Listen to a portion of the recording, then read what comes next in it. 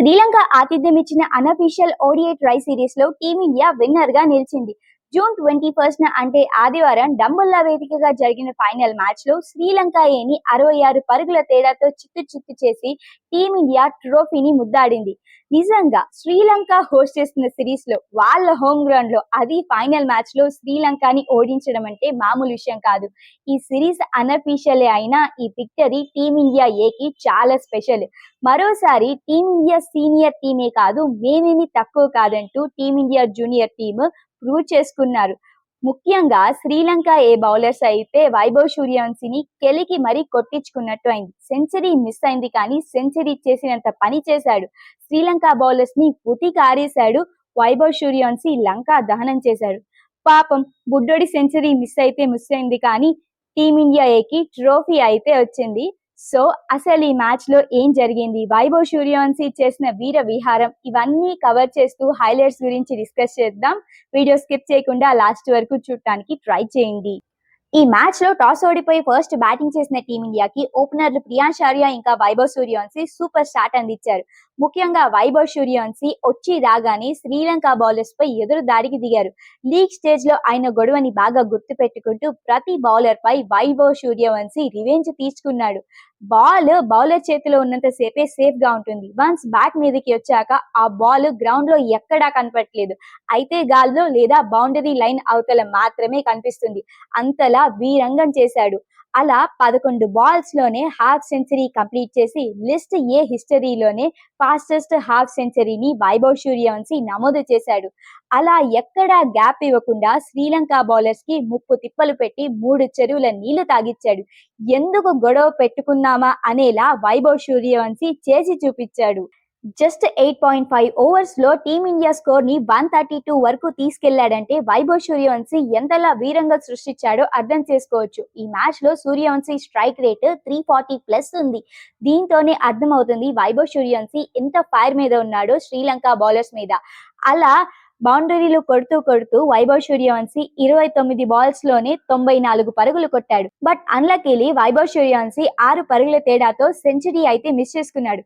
Century అయితే miss చేసి ఉండొచ్చు కానీ టీమిండియా విన్నింగ్ లో వైభవ్ సూర్యవంశిదే కీ రోల్. ఎవ్వరూ కూడా ఇంత పెద్ద స్కోరు నమోదు చేయలేకపోయారు. అటు శ్రీలంక ప్లేయర్స్ లో కూడా ఎవ్వరూ 70+ స్కోర్ దాటలేదు. సెంచరీ మిస్ అయింది కానీ వైభవ్ సూర్యవంశి మరోసారి బిగ్ మ్యాచ్ ప్లేయర్ అని ప్రూవ్ చేసుకున్నాడు. ఐపీఎల్ నాకౌట్స్ లో అండర్-19 వరల్డ్ కప్ లో ఇప్పుడు ఈ ఫైనల్ మ్యాచ్ లో ప్రెజర్ ని చాలా స్మూత్ గా హ్యాండిల్ చేస్తూ అసలు బిగ్ టోర్నమెంట్స్ అని పట్టించుకోకుండా 90+ స్కోర్లు చేస్తూ వచ్చాడు. ఈ ఫైనల్లో కూడా అదే చూపించాడు. స్టేటస్ పెట్టి మరి వైభవ్ సూర్యవంశి శ్రీలంక బౌలర్స్ ని కారేశాడు. కరెక్ట్ గా ఈ మ్యాచ్ కి ముందు రోజే వైభవ్ సూర్యవంశి 100 లోడింగ్ అంటూ స్టోరీ పెట్టుకున్నాడు. ఆ స్టోరీని ఇక్కడ నిజం చేసి చూపించాడు. దీంతో వైభవ్ సూర్యవంశి బ్యాట్ కూడా మాట్లాడుతుందని ప్రూవ్ అయింది. జస్ట్ 6 రన్స్ తేడాతో వైభవ్ సూర్యవంశి సెంచరీ మిస్ చేసుకున్నాడు కానీ సెంచరీ చేస్తుంటే AB de Villiers ODI fastest century record ని బ్రేక్ చేసేవాడు. ఎస్, అప్పుడెప్పుడో ఏబీ డివిలియర్స్ ఓడిఐ ఫార్మాట్ లో 31 బాల్స్ లోనే సెంచరీ నమోదు చేశాడు. అప్పటి నుంచి ఇప్పటి వరకు ఆ రికార్డు ఎవరు బ్రేక్ చేయలేకపోయారు. ఈ మ్యాచ్ లో వైభవ్ సూర్యవంశికి ఆ గోల్డెన్ ఆపర్చునిటీ వచ్చింది కానీ జస్ట్ 1 బాల్ 6 రన్స్ ఎవేలో ఆ ఆపర్చునిటీని వైభవ్ సూర్యవంశి మిస్ చేసుకున్నాడు. సర్లే ఎన్నెన్నో అనుకుంటాం, అన్ని జరుగుతాయా ఏంటి? బోల్డ్ అంత కెరియర్ ఉంది ఇంకా మన బుడ్డోడికి. ఆ కెరియర్ లో ఎప్పుడోకప్పుడు అన్ని రికార్డ్స్ ఖచ్చితంగా బ్రేక్ చేస్తాడు. అందులో ఈ రికార్డు కూడా ఉంటుంది, రాసి పెట్టుకోండి. ఇక్కడ ఇంట్రెస్టింగ్ థింగ్ ఏంటంటే సెంచరీ మిస్ అయిందని బుడ్డోడు ఏడ్చుకుంటూ డగౌట్ వైపు వెళ్ళాడు. శ్రీలంక బౌలర్స్ కి పాపం ఏం చేయాలో అర్థం కాలేదు.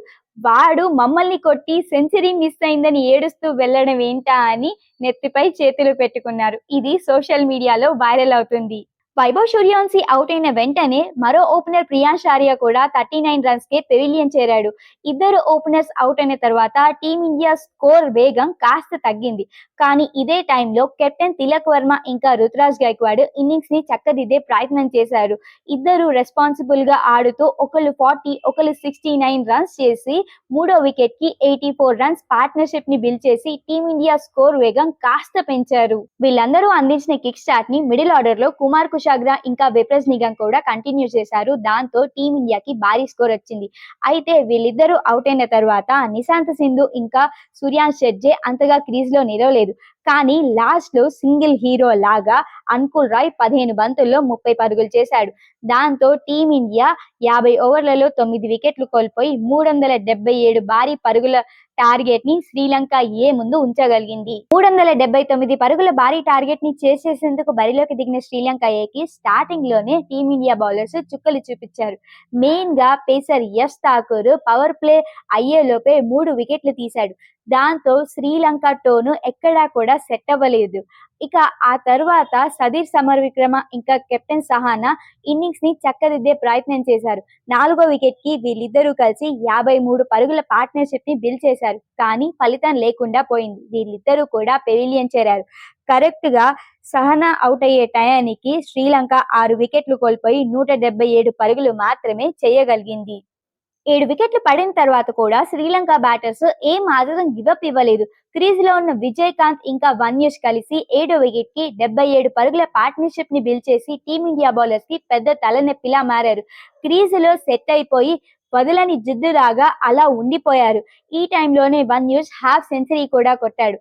కానీ కరెక్ట్ టైంలో వీళ్ళిద్దరిని కూడా టీమిండియా బౌలర్స్ పెవిలియన్ చేర్చారు. వన్యూష్ ఇంకా విజయకాంత్ అవుట్ అవ్వడంతో శ్రీలంక ఆశల మీద టీమిండియా బౌలర్స్ నీళ్లు జల్లినట్టు అయింది. లాస్ట్ లో దులాజ్ ఇంకా మహమ్మద్ సిరాజ్ కాస్త శ్రీలంకని కాపాడే ప్రయత్నం చేశారు. కానీ నిశాంత్ సింధు వీళ్ళని కూడా పెవిలియన్ చేర్చారు. దాంతో స్పిన్ మాయాజాలంకి శ్రీలంక బ్యాటర్స్ ఇరుక్కుపోయి 311 పరుగులు మాత్రమే చేసి ఆల్అౌట్ అయిపోయారు 47.1 ఓవర్స్ లోనే. అలా మొత్తానికి శ్రీలంకని టీమిండియా బౌలర్స్ ముప్పు తిప్పలు పెట్టి 3 చెరువుల నీళ్లు తాగిచ్చి మ్యాచ్ విన్ అయ్యారు. ట్రోఫీని కూడా సొంతం చేసుకున్నారు. టీమిండియా బౌలర్స్ లో అంకుల్ రాయ్ 2 వికెట్లు తీస్తే విప్రస్ నిగమ్ ఇంకా యష్ ఠాకూర్ చెరో 3 వికెట్లు తీశారు. అశోక్ శర్మ ఇంకా తిలక్ వర్మ చెరో వికెట్ కి సాధించారు. అలా టీమిండియాకి 66 పరుగుల ఘన విజయం అయితే వచ్చేసింది. ఐ సిరీస్ నైతే గ్రాండ్ గా టీమిండియా ఎండ్ చేసింది. కానీ ఒకే ఒక్క నిరాశ ఉంది. అదేంటంటే ఇంగ్లాండ్ టూర్ కి వెళ్లే ఇండియా ఓడిఐ సిరీస్ లో రుతురాజ్ గైక్వాడ్ కానీ తిలక్ వర్మ కానీ సెలెక్ట్ అవుతాడు అనుకున్నాం. ఎందుకంటే రుతురాజ్ గైక్వాడ్ సెంచరీతో పాటు మిగతా గేమ్స్ అన్నిట్లో కన్సిస్టెంట్ గా ఆడాడు. అటు కెప్టెన్ తిలక్ వర్మ ఒక్క మ్యాచ్ లో తప్పితే బ్యాక్ టు బ్యాక్ 50s కొట్టి ఉన్నాడు. సో వీళ్ళిద్దరూ కనీసం రుతురాజ్ గైక్వాడ్ అయినా ఇంగ్లాండ్ కి వెళ్లే ఓడిఐ సిరీస్ లో బ్యాకప్ ప్లేయర్ గా అయినా సెలెక్ట్ అవుతాడు అనుకున్నాము. బట్ డిసప్పాయింట్మెంట్ అవ్వలేదు. కానీ సెలెక్టర్ల విషయం కూడా ఆలోచించాలి. ఎంతమందినని స్క్వాడ్ లో ఇంక్లూడ్ చేస్తారు. ఎంత బాగా ఆడినా కన్సిడర్ చేయలేరు.